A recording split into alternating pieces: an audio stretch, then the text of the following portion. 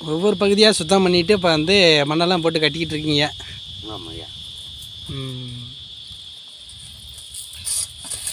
இதே இந்த பகுதியில் செம்மண் இருந்துச்சுன்னா அப்படியே கல்லை வச்சே கட்டிடுவாங்க, நீட்டாக இருக்கும். அதில் அது மண் சோறு மாதிரியே நீட்டாக அப்படியே கட்டிக்கலாம்.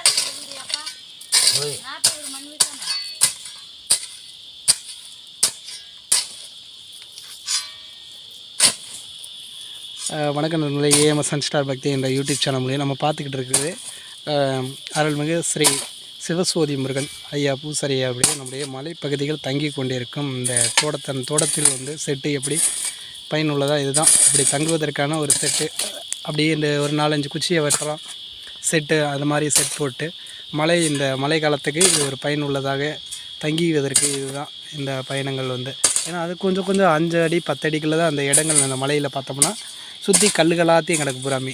அதுக்குள்ளே தான் அந்த பொட்டலுக்குள்ளே தான் அதில் தங்கி இருக்க முடியும். ஒரு மரத்த அடியில் தான் தங்க முடியும். இந்த ஒரு சூழ்நிலை இப்படி தான் மலையில் இருக்கும் குடி வாழும் மக்கள் எல்லாம் இப்படி வாழ்வதற்கு ஒரு தங்குவதற்கு இந்த பயனுள்ளதாகத்தான் இருக்கும். இப்படி சுற்றி இருக்குது அந்த மரங்கள்லாம் பார்த்திங்களா கல்லுகளாக இருக்குது. இந்த கல்களுக்கு இடையிலே தான் இந்த மரங்கள்லாம் இருக்குது. இந்த மரங்கள் இருப்பதற்கு ஒரு 10 அடியில் தான் இந்த செட்டு போட்டு நம்ம தங்கி இருக்க முடியும். மழை பெஞ்சால் மட்டும் இந்த செட்டில் தங்கிக்கலாம். மற்ற டயத்தில் இந்த நிழலில் இந்த மலையே நம்ம ஒரு கிளைமேட் நல்லா கூலிங்காக நிழலாக இருக்கும் இந்த மலைப்பகுதிகளில். இது இப்போ வந்து இந்த மலைப்பிரதேசத்தில் தங்குவதற்கான வீடு வசதிகள் அப்படி தான் ஒரு செட்டை உருவாக்கிக்கிறாங்க. அப்போ வந்து இந்த செட்டில் தான் வந்து மழை பெய்கிறப்பெல்லாம் அதை வந்து சுற்றி அந்த தண்ணி எல்லாம் அந்த செட்டுக்குள்ளே வராமல் இருக்கிறதுக்காண்டி அந்த சுற்றி கரைகள்லாம் போட்டு மழை பெஞ்சிச்சுன்னா அந்த தண்ணி உள்ளே போகாமல் இருக்கும்.